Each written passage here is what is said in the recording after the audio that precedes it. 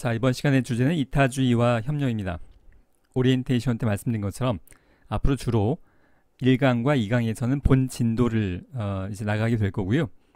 3강에서는 매 시간마다 특강 형태로 진행이 될 텐데, 이번 시간에 특강의 주제는 이타주의와 협력입니다. 그 본 진도는 사실 웬만한 이론서 같은 것들에서 다 이제 그 여러 가지 책들이 나와 있고 그런 내용들인데요. 그 특강에 대한 내용들은 아마 이제 제 강의 외에는 접하기가 쉽지는 않으실 것 같습니다. 자, 이타주의 협력, 사회복지를 왜 하는가에 관련된 주제인 건데요. 제가 현장에서 한 15년 정도 일을 하면서 이제 보통 일반 시민들에게 듣는 많은 반응 중에 하나가, 사회복지 업무를 한다고 하면 참 좋은 일 하시네요, 이런 반응인데요. 사회복지사들이 그 반응에 대해서 그렇게 썩 흔쾌하게 생각하지 않는 경향이 있는데, 왜 그러냐 하면 참 좋은 일 하시네요 라는 말에 뉘앙스에 깔려있는 의도 중에 하나는, 해도 되고 안 해도 되는데 이걸 왜 꼭 굳이 해야 되지? 이런 의도가 깔려있는 경우가 많아요. 그러니까 해도 되고 안 해도 되는데 저 사람들은 왜 안 해도 되는 일을, 노숙인을 돕고 이런 일을 왜 할까? 그냥 내버려 두면 될 텐데, 이런 의도인 셈이죠. 근데 사회복지사들은 대개 사회복지 현장에서 일을 할 때 이건 누군가가 꼭 해야 되는 거, 그러니까 해도 되고 안 해도 되는 게 아니라 이건 누군가가 꼭 해야 되는 거기 때문에 그래서 하는 거의 의미인 경우가 훨씬 더 많습니다. 뭔가 좀 격차가 있죠. 자, 그래서 왜 사회복지사들이 사회복지 실천을 하는가, 남을 돕는 일을 하는가에 대해서 궁금한 점을 가져왔었는데요. 그래서 석사과정을 하면서 이 주제로 논문까지 쓴 건 아닙니다만 관련된 자료를 모으고 페이퍼의 주제로, 과제의 주제로 많이 삼았었습니다. 그러면서 발견한 의외의 상황은 어떤 거였었냐 하면, 이타주의에 대한 논문이, 연구 결과가 사회복지엔 별로 없습니다. 사회복지엔 별로 없고 오히려 경제학이나 생물학에 훨씬 더 많았는데요. 사회복지학자들 입장에서는 별로 궁금하지 않은 겁니다. 그런데 경제학자들이나 생물학자들이 보기엔 자신의 이익을 추구하지 않고 남을 돕는 게 너무나 이상해 보이는 거예요. 경제학의 모토는 뭐냐 하면 최대 이윤을 추구하는 겁니다. 그런데 현실에서 어떤 사람들은 자신의 이윤을 추구하지 않고 남을 돕는, 손해나는 일을 하더라는 겁니다. 경제학에선 자신의 이익을 추구하는 것이 합리적인 인간의 이제 전제 조건입니다. 근데 합리적이지 않은, 남을 돕는, 손해보면서 그런 사람들이 있더라는 거예요. 경제학자들이 보기에도. 그래서 이제 경제학자들이 궁금해서 이건 도대체 뭘까 궁금해서 연구를 한 내용들이 많이 있고요. 생물학도 마찬가지입니다. 적자 생존. 다들 경쟁하는데 어떤 경우에는 경쟁은커녕 남을 돕고 양보하고 이런 사람들이 있더라는 거예요. 이해가 잘 안 돼서 이제 연구를 많이 하게 된 셈입니다. 관련된 여러 학설과 이론들이 있습니다만 그걸 다 지금 설명드리진 않겠고요. 이번 시간과 아마 다음 시간 정도까지 이 이타주의 협력과 관련돼서 여러분에 소개드릴 건 진화생물학적 관점입니다. 자, 이번 시간엔 글자는 그렇게 많이 나오진 않습니다. 몇 년 전엔 이건 여러 가지 학설까지 했었는데 중요한 것만, 나머진 좀 생략을 하고 중요한 것만 다루려고 합니다. 자, 이타주의 이론 이번 시간에 할 방향은 진화 심리학적 관점입니다. 기본적으로 진화가 들어왔으니까, 자, 펜을 좀 열고요. 기본적으로 진화가 들어갔으니까 찰스 다윈의 진화론은 그 진화론이에요. 찰스 다윈의 진화론에 의하면 자연 선택은 개인의 생존과 번식을 향상시키는 유전자를 선호한다고 하고 있고요. 또 생존을 돕고 자손을 생산할 가능성을 증가시키는 유전자는 세대에서 세대로 걸쳐서 전달될 가능성을 높입니다. 다윈의 진화론도 물론 학문체계로서 상당히 복잡합니다만 키워드는 사실 굉장히 심플해요. 생존과 번식의 키워드예요. 생존과 번식이 유리하면 그 유전자는 다음 세대 그 다음 세대로 이어지는 거고, 생존과 번식에 분리하면 다음 세대로 전달이 안 되고 그 유전자는 도태되는 거고, 그러면 생존과 번식에 분리한 유전자는 점점 더 안 남게 되는 거죠. 다음 세대로 전달이 안 되니까. 자, 딱 그거예요. 사실은 찰스 다윈은 1859년도니까 사실 유전자에 대해서는 아직 전혀 모를 때입니다. 유전자의 개념 없이 관찰되는 자연 현상을 보고 만들어낸 이론인데요. 한 가지 여기서 좀 미리 이야기하려고 하는 건, 여러분들이 진화론에 대해서 어떤 종교적인 이유로 거부감을 가지는 학생들도 있을 수 있겠는데요. 자, 이것은 종교적인 관점에서 다루고자 하는 것은 물론 아니고요. 현대과학의 입장에서 진화론은 이미 아주 확고부동한 과학의 영역이에요. 마치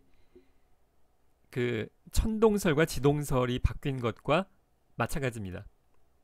다만 이것이 과거에 대한 내용이기 때문에 600만 년 인간의 유전자가 인간이 독립된 종으로 자리 잡은 것이 이제 600만 년 전이라고 하는데요. 그 600만 년의 과거를 우리가 정확하게 거슬러 올라갈 수가 없어서 그렇지, 눈에 보이지 않기 때문에. 그런데 이 진화론은 지금 거의 천동설이 지동설로 바뀔 때 이미 지동설인 것처럼 아주 확고부동하게 과학의 영역입니다. 거기에 대해서는 뭐 더 자세히 말씀드리지 않겠고요. 자기가 이 진화론은 과학으로서의 영역으로 이야기하는 겁니다.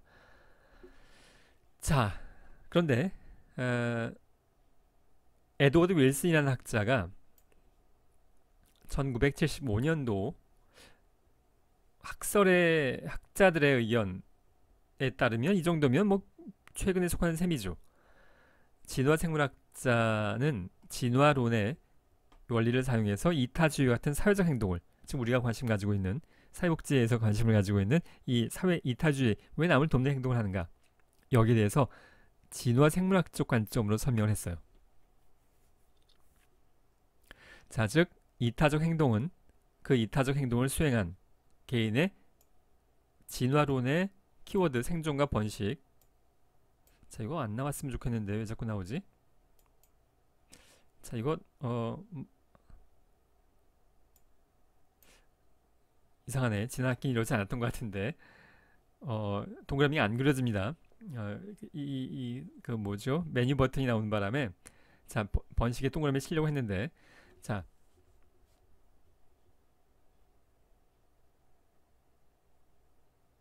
진행합시다. 자, 생존과 번식이에요. 키워드는. 자, 그래서 생존과 번식이 유리하기 때문에 자연 도태돼서 소멸되지 않고 현재까지 지속이 되고 있다는 관점입니다. 자, 굉장히 심플한 아이디어예요. 자, 진화론에 의하면 생존, 살아남는 것, 번식, 짝짓기에서 다음 세대에 자손을 번식하는 것, 여기에 유리하면 무조건 그 유전자는 살아남는 거고요. 그렇지 않으면 무조건 도태되는 거예요.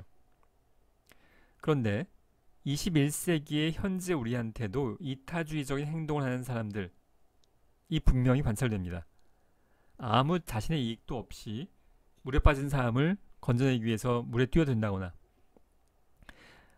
만약에 우리가 그런 행동을 일반적으로 바라보면서 참 바보 같은 행동인 셈이죠. 자신의 이익에 부합되지 않는 21세기에 이렇게 우리가 경쟁 사회에서 도저히 어울리지 않는 행동처럼 보이는데,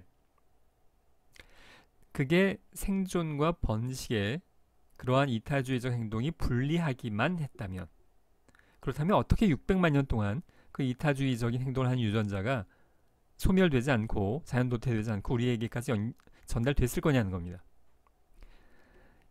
인류의 호모사피엔스란 종의 우리가 가장 가까운 종인 침팬지하고 분리된 건 약 600만 년 전이라고 해요. 그러면 이 600만 년 동안 이 중에 이타주의적인 행동을 하는 사람과 이타주의적인 유전자가 누군가를 가지고 있었다면 생존과 번식이 유리하지 않았을 수도 있겠죠. 그것이 사회통념인데, 그렇다면 그 유전자가 당연히 중간에 점점 소멸돼서 우리한테 현재예요. 우리한테 남아있지 않아야 된다고 보는 게 합리적일 수 있습니다.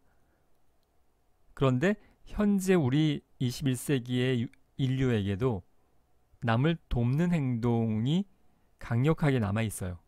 그렇다는 얘기는 이 600만 년의 진화 과정 속에서 그 이타주의적 행동이 생존과 번식에 뭔가 유리한 측면이 있었을 거라는 가정이 가능합니다.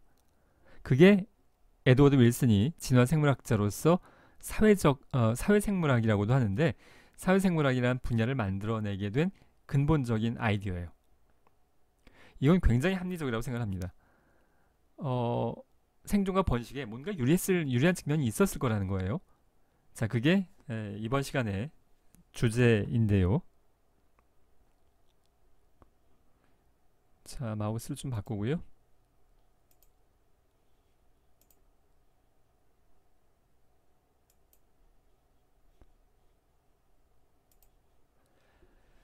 자, 그래서 진화 심리학적 관점 안에도 사실 여러 가지가 있습니다만 그 안에서 집단 선택 이론, 여기에 오늘 더 집중을 할 건데, 진화론의 개념이 개인뿐만이 아니라 집단에게도 적용된다는 주장이어서, 즉 자연 선택이 개인 수준뿐만이 아니라 집단의 수준에서 작동한다는 의미입니다.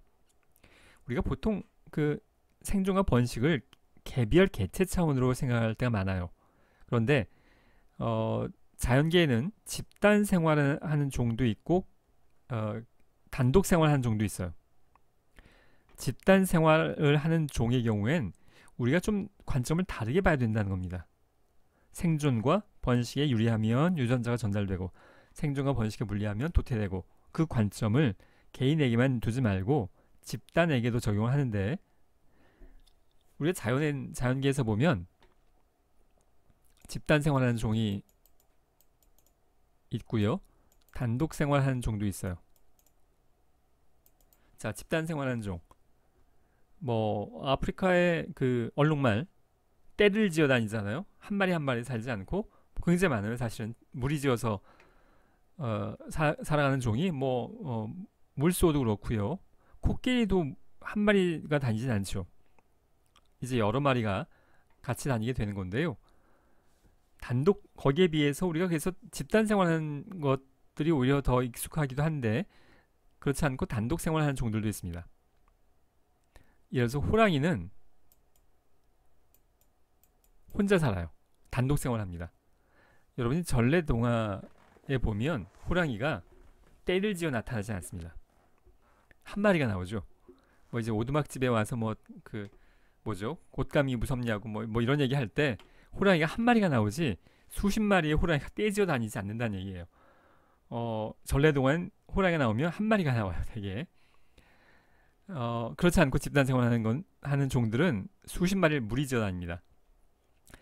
이게 진화론의 적용이 달라질 수밖에 없다는 거예요.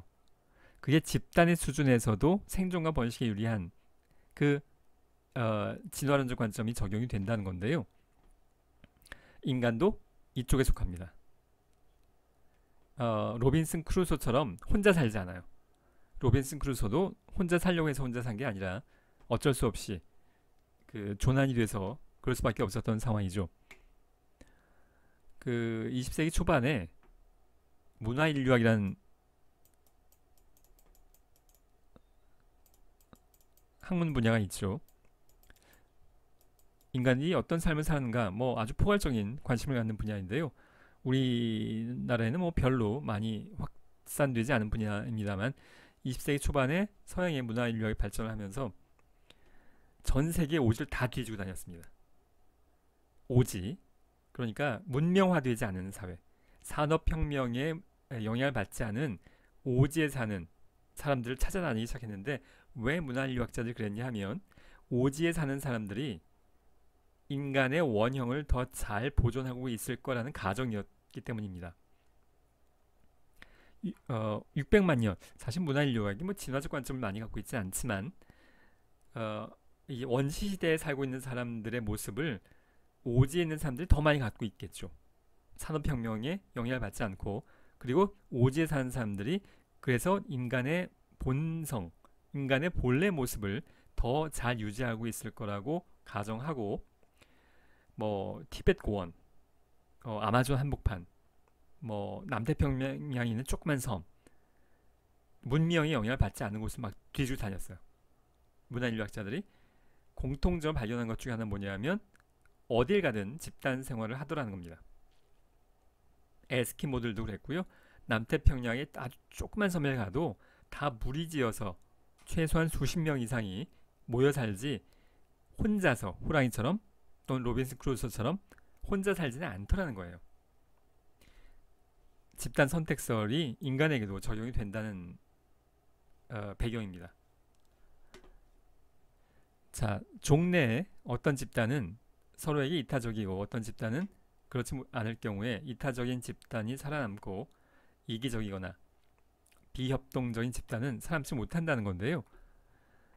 자, 아프리카 한복판 또는 아마존의 600만 년 전의 상황입니다. 이기적인 부족 구성원 A 마을은 A 부족은 뭐 한 30명 있다고 가정할 텐데 뭐 30명을 다 그릴 수는 없으니까 한 30명이 있는데 다 이기주의자들이에요. 여기는 비부족인데 여기 이타주의자들만 살아요. 여기 이기주의자들이 살고 600만 년 전이에요. 자, 과연 누가 더 생존과 번식에 유리해서 누가 더 진화적으로 성공했을 거냐에 대한 아이디어인 건데요.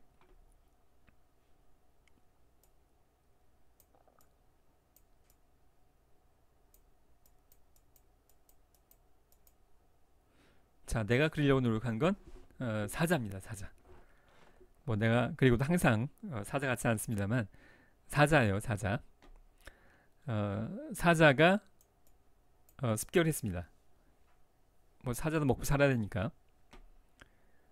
여긴 다 이기주의자들이에요. 그럼 어떻게 행동을 할 거냐면 이기주의자들이니까 나부터 살아야죠. 다 각자 뿔뿔이 도망가기 시작합니다. 자기부터 살아야 되니까. 사자도 무리져 사는데 뭐 큰 무리를 짓지는 않죠 보통.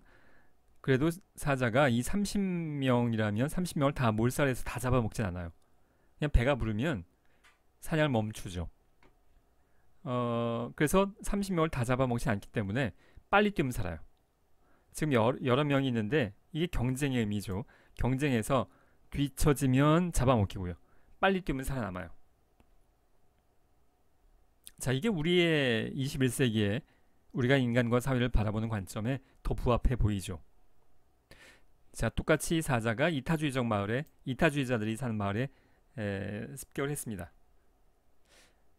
자, 이타주의자들이 나 살자고 도망가지 않고 노인이나 어린이 같은 약자는 가운데에 두고 젊은 이들이 삥 둘러서서 창도 들고 횃불도 들고 하면서 함께 막아냈어요. 자, 그렇다면 여기에는 한 명도 죽지 않을 수 있습니다. 잡아먹히지 않을 수 있어요. 그리고 이렇게 준비할 시간도 없이 갑자기 습격을 당했습니다. 그래서 어떤 청년 한 명이 이 사자와 맞서서 지금 나머지 사람들이 안전하게 이동할 수 있도록 맞서서 싸울지도 모릅니다. 이건 이제 이타주의적인 것에서 더 올라가서 자기 희생적인 행동이라고 볼 수 있겠는데요. 아주 바보 같은 행동이죠. 자신의 이익에 부합하지 않는 행동을 하면서 목숨을 버리면서 남을 위한 행동을 해요. 자, 근데 진화적 관점에서 유전자의 관점으로 보자면 이 사람은 지금 손해보는 행동만 한 것은 아니라고 볼 수도 있어요. 그게 무슨 말이냐면 유전자의 관점이란 말이죠. 우리 유전자의 관점은 개인이나 집단보다도 가장 중요한 건 유전자의 관점인 건데 유전자를 누가 많이 남기느냐? 이 청년의 유전자를 이 부족 구성원이 함께 나눠 가지고 있다는 얘기입니다. 대개 시족사회예요. 600만 년 전에 부족이라는 건 혈연 관계일 가능성이 높죠. 근데 이 청년의 유전자의 일부가 이 사람들이 나눠 가지고 있다는 얘기입니다. 조금씩. 그리고 이 사람들이 죽지 않고 그 유전자를 후대에 전달할 수 있다면 이 사람의 유전자까지 함께 전달되는 거죠. 당장은 쓸데없는 바보 같은 행동을 하고 헛되게 자신의 목숨을 버린 것처럼 보이지만 유전적으로 보자면 그렇지 않다는 얘기입니다. 이게 집단 선택설의 기본적인 아이디어예요. 유전자가 전달되는 건 혼자만 전달되지 않더라는 겁니다. 집단 생활하는 종들의 경우엔. 자, 그래서 지금 600만 년을 거치면서 이 부족은 숫자가 점점 줄어들지는 몰라요. 점점 많이 잡아먹히니까. 그리고 여기는 숫자가 점점 많아질 수 있습니다. 결국 이게 현재라고 본다면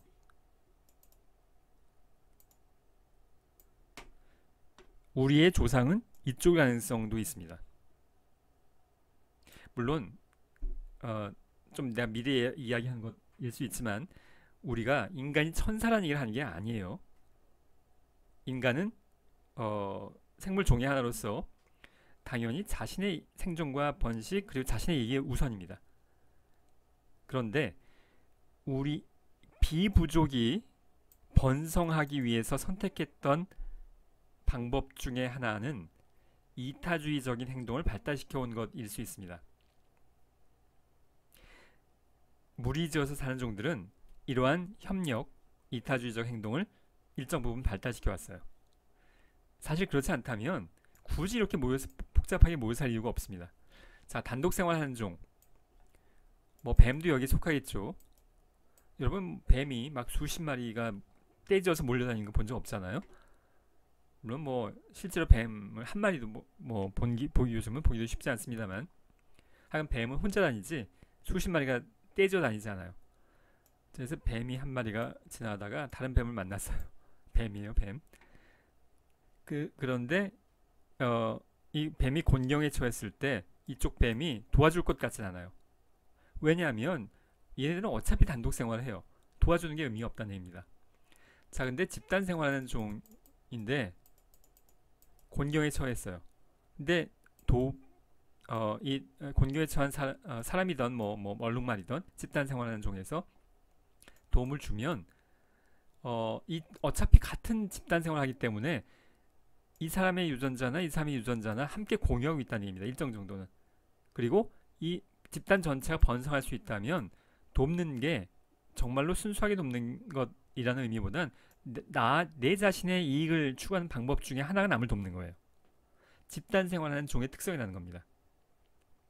인간도 집단 생활을 해왔고요.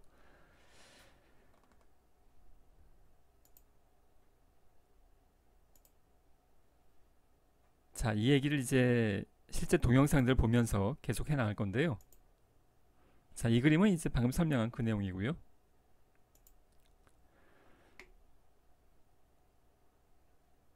자, 원래 사실 이게 1시간을 쭉 이어서 하는데 매 학기마다 학교에서 요구하는 기준이 달라져서 이번 학기는 또 30분씩으로 꼭 해야 되는 것 같지는 않긴 하지만 웬만하면 30분 단위로 좀 끊어서 해보려고 합니다. 그래서 원래는 통으로 쭉 가던 강의인데 이번에는 좀 잘라보려고 해요. 그래서 이거 하나만 보고 일단 그러니까 이제 이 시간은 마무리하려고 하는데, 자, 동영상을 보겠습니다. 이제 Wait under the blazing sun, eating and drinking nothing. 자, 이게 누구냐면 자, 여러분 좋아하는 미어캣입니다. 특히 학생들이 많이 좋아하죠. 근데 이 미어캣들이 원래 땅에서 사는 애들이잖아요. 그래서 이제 적이 오나 안 오나, 포식자가 오나 안 오나 이렇게 이제 두 발로 서서 보는 행동들이 귀여운 건데요. 근데 얘가 지금 나무 위에 올라가 있습니다. 원래 나무에서 사는 애들이 아니잖아요, 얘가. 근데 나무 위에 올라가서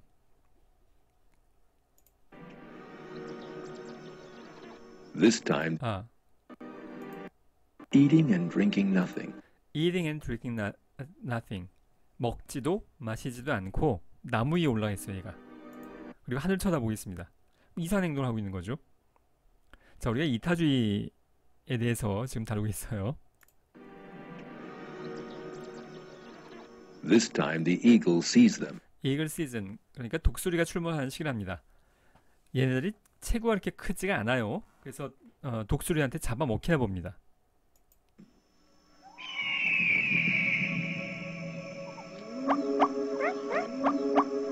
The sentry sounds the alarm to the others. sounds the alarm to the others. 다른 애들한테 경고음을 울린다는 겁니다. 얘가 지금 좀 이상한 소리 내고 있잖아요. 이걸 번역하자면 독수리 나왔어. 독수리. 빨리 도망가. 뭐 이런 얘기를 하고 있는 거예요. 알람. 경고를 지금 하고 있답니다. The sentry sounds the alarm to the others. 그래서 그 경고를 준 애들이 도망갑니다.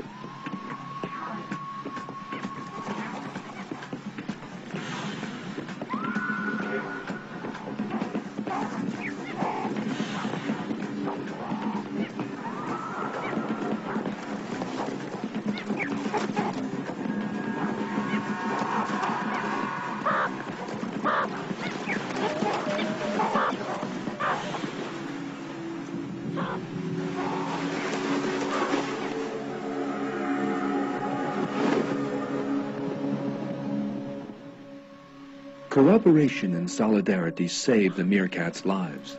자, cooperation and solidarity lives the meerkat. save the meerkats' lives. 협력과 연대가 미어캣들을 살렸다. 뭐 이런 내용인 건데요.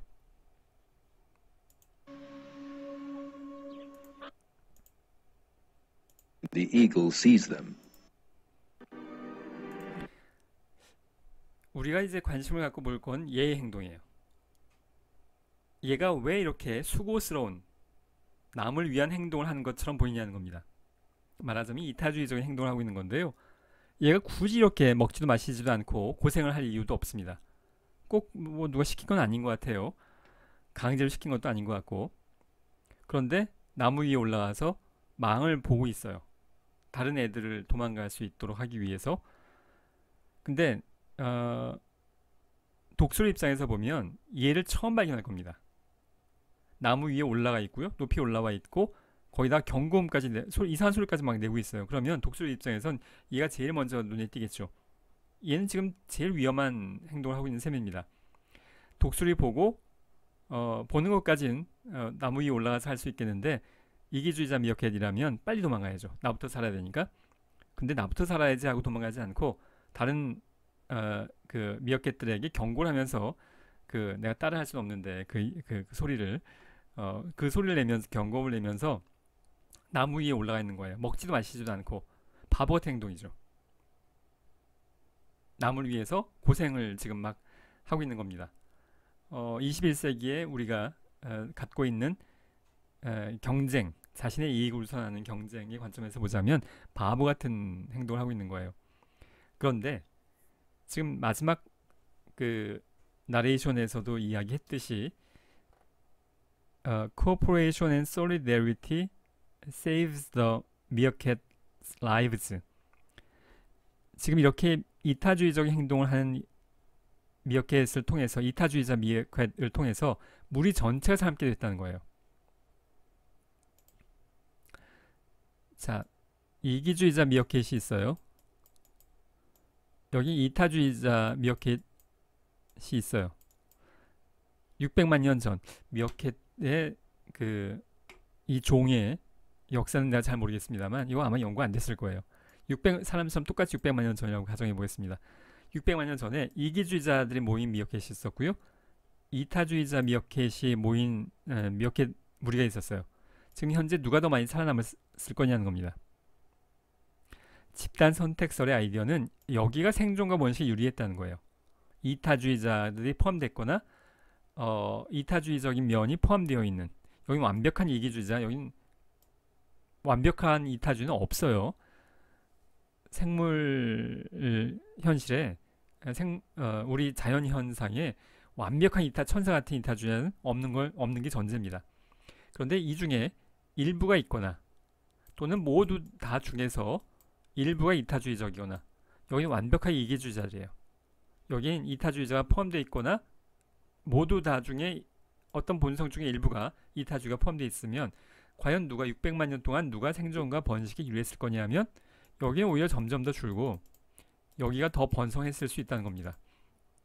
그래서 현재 우리가 보고 있는 미어캣들 중에 이렇게 이타주의적인 행동을 하는 바보 같은 미어캣이 있을 수 있다는 거고요. 자, 일단 중간 정리를 하자면 무리지어서 사는 종들, 집단 생활하는 거의 대부분의 종들은 협력행위, 이타주의적 행위, 행동, 좀 더 나가면 자기생정 행동까지 발달시켜 왔어요. 이 미어캣이 도덕교육을 받아서 또는 사회복지 교육을 잘 받아서 어릴 때부터 그래서 이렇게 막 이타주의적인 행동을 하냐면 뭐 그럴 리는 없죠. 본성인 건데요. 이러한 유전자에 각인되어 있는 이타주의적인 본성이 미어캣 전체에 번성을 불러왔다는 겁니다.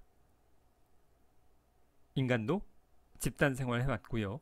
미어캣뿐만이 아닌 대부분의 집단 생활하는 종들은 이러한 이타주의적 행동을 보이고 있고 관찰할 수 있습니다. 자, 그래서 그 내용을 이제 이어서 이번 시간 여기서 끝내고요. 계속 이어서 보려고 합니다. 자, 이렇게 빨간 점이 나오면 마지막 화면입니다. 되게. 자, 이번 시간 여기까지 하고 이어서 다음 시간 하겠습니다.